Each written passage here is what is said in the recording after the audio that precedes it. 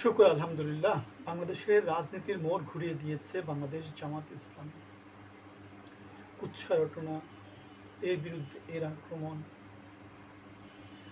প্রতারণা, জনগণকে প্রবঞ্চিত করা, চাঁদাবাজি, টেম্পো স্ট্যান্ড দখলদারি, ব্যাংক ডাকাতি, ঋণ খেলাপি, এগুলো থেকে বের হয়ে আসার জন্য বাংলাদেশের পজিটিভ রাজনীতি কথা বলছে জামাত ইসলাম।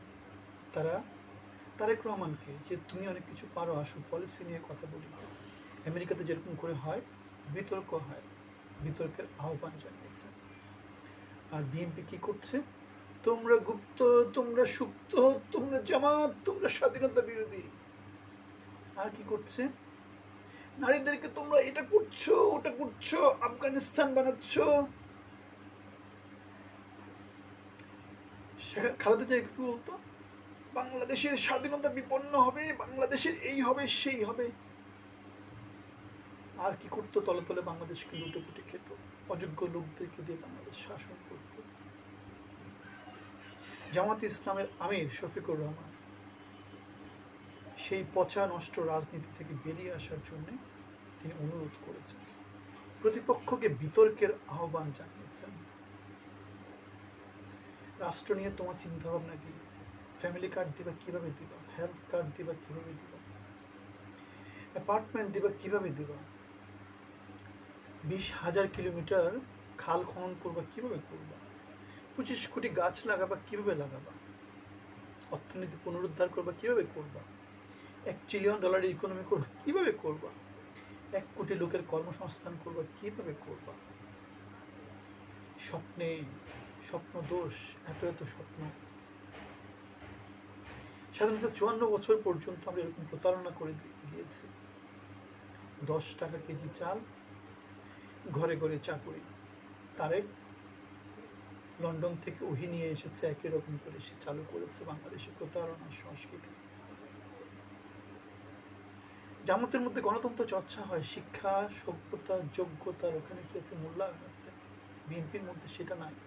সেটা তাদের মনোনয়ন, তাদের নির্বাচনী প্রচারণা, তাদের দলীয় কাঠামো, এগুলোর মধ্যে সেগুলোই প্রকাশিত হয়। স্বীকৃত লুটেরা, স্বীকৃত চাঁদাবাজ, স্বীকৃত দুর্নীতিবাজ নিয়ে দলটা পরিচালিত হয়। সুতরাং গঠনমূলক রাজনীতির জন্য জামাতের আমিরের বিএনপির প্রতি এই যে আহ্বান, সে আহ্বানে বিএনপিকে সাড়া দেবে? তাদের তো লিমিটেশন আছে, তারা সেটা জানে। তারা এই আহ্বানে সাড়া দেওয়ার কোনো রকমের সম্ভাবনা নেই।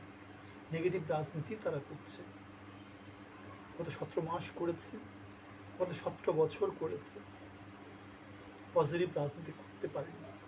পালিয়ে থাকা নেতৃত্ব সেটা করতে পারে না। গুপ্ত সুপ্ত বলার নেতৃত্ব সেটা করতে পারে না। চাঁদাবাজ, টেম্পো স্ট্যান্ড দখলদারকে দিয়ে যে দল চলে, লুটপাটকারীদের যে দলটা, তারা সেটা করতে পারবে না। জামাতের আমির কি বলেছে? অতীতের কাসুন্দি শোনানোর দিন শেষ। সত্যিই দিন শেষ। তরুণ সমাজ এগুলো শুনতে চায় না, এগুলো শুনতে চায় না, শুনতে চায় না এগুলা। জনগণ এখন এসব শুনতে চায় না। জনগণকে ঘুম পাড়িয়ে রেখে, জনগণের কিসমত যারা লুট করেছে, ঘুম পাড়িয়ে রেখেছে, লুট করেছে, তাদের জায়গা বাংলাতে আর হবে না। আমরা আমাদের প্রিয় জাতিকে টুকরো টুকরো করতে দিব না। সত্যি রাষ্ট্র জনচিত কথাবার্তা, নেতৃত্ব দেওয়ার মতো করে কথাবার্তা। লুটে পুটে যারা খেয়েছে, তাদের জায়গা আর বাংলাদেশে হবে না। জামাত বাংলাদেশের রাজনীতির মোড় ঘুরিয়ে দিয়েছে, বিতর্কের আহ্বান করেছে। একের পিছনে অন্যের যে কুৎসা রটানো, সেখান থেকে বেরিয়ে আসার কথা বলেছে। 17 বছরের যে ফ্যাসিজম, সেটা তারা 34 দিনে ফেলে দিয়েছে। তাদের কথাবার্তার মধ্যে, রাজনীতির মধ্যে গঠনমূলক রাজনীতি আমরা দেখতে পাচ্ছি। সুতরাং বাংলাদেশে সামনের দিনগুলো ভালো কিছু হবে, বাংলাদেশের জন্য ভালো কিছু অপেক্ষা করছে। সেটা আমরা জামাত ইসলামের পজিটিভ রাজনীতি দেখে সে আস্থাটা পেয়েছি। আর আমরা অনেক দিন থেকে বলে আসছি, বাংলাদেশের রাজনীতিতে জামাত শুধু এগিয়েই যাবে। এখন বাকি দুই দলের একটা দল